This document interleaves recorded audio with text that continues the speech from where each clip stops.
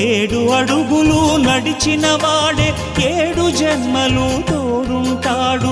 భర్తగా నిన్ను భరించువాడే బ్రతుకు దీపం వెలిగిస్తాడు.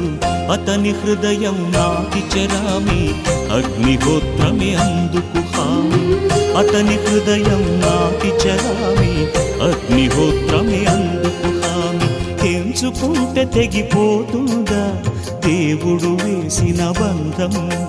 తెలుసుకో నీ జీవిత గమ్యం, పెంచుకోమానుబంధం.